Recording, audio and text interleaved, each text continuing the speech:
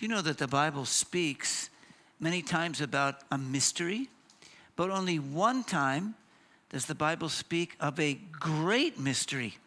The word in mystery in Greek is mysterion, and the word for great is mega.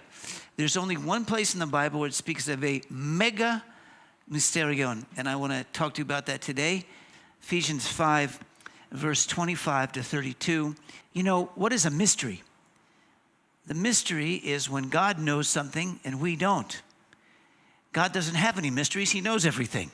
And when he shares a mystery to us, it's no longer a mystery, it's a revelation. And when we embrace it, it becomes wisdom and knowledge to us. So I'm hoping a little bit of this great mega mysterion is going to transition over to us, and we can have an understanding and wisdom about it. Husbands, love your wives, just as the Messiah also loved the ecclesia, as Christ loved the church, and gave himself for her, so that he might sanctify and cleanse her with the washing of water by the word.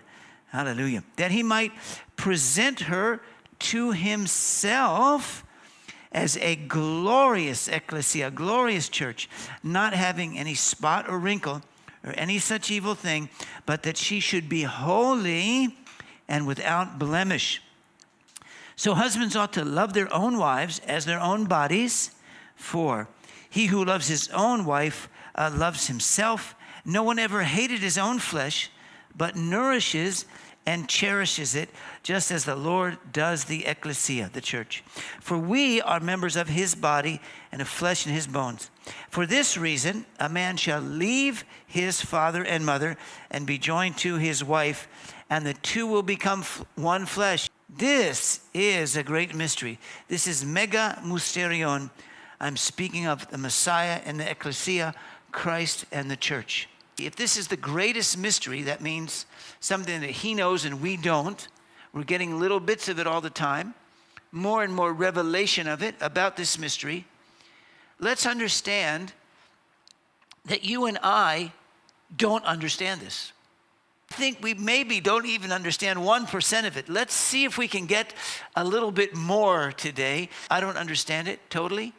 We're not talking about a particular congregation or assembly, definitely not a denomination. But there's a group of people. Another way it's referred to in the book of Ephesians as pas hagios, all the saints, all the people that are true, spirit-filled, born-again believers in Yeshua. If you put them all together in one group, a group shot, Yeshua looks at that group of people and says, that's my beautiful bride. I love her. She's so beautiful. She's so sparkling. I have passion for her.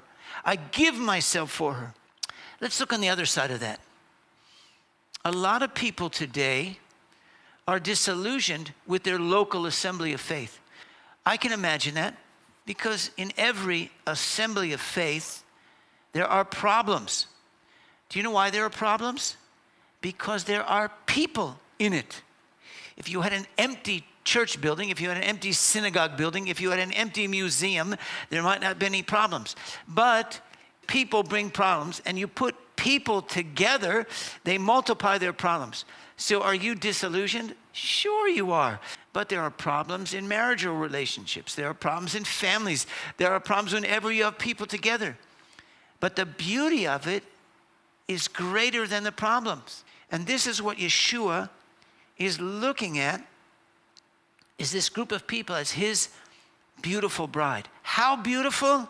In Revelation 12, and it says she's like a beautiful woman adorned with the sun, shining in glory. That's how he looks at it.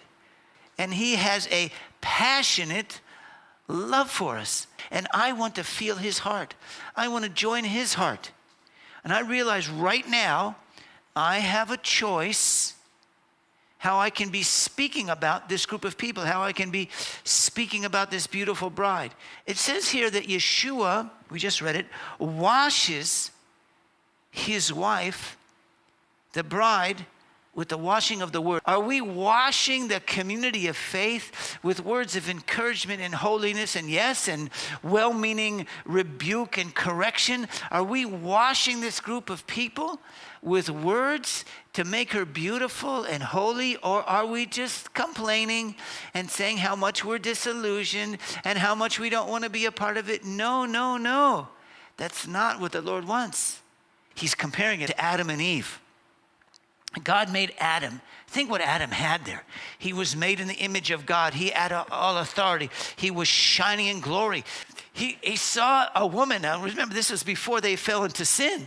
She was a glorified woman without a hint of disease or death or anything. She was just shining in glory. And he looks at her and says, whoa! That's how Yeshua looks at this group of people. Whatever problems that you may have had with someone else in the congregation, with the pastor, with another group, whatever that is, don't miss the forest for the trees. Don't miss the beautiful picture that God is painting because you're seeing something wrong with one of the trees. Get over it. I'm concerned about how much this is hurting the Lord on the opposite side. But we're part of the bride, but we're also part of those that are speaking negatively about the bride. Let's not be that way. We become something together that we are not individually.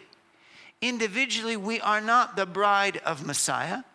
But when we come together, we are his bride. Before Yeshua comes back in Revelation 19, it says, the bride has made herself ready, glorious and beautiful and purified. We're in the process of becoming that beautiful bride, and we're in the process of learning how to have the same passionate love that Yeshua has for this bride together.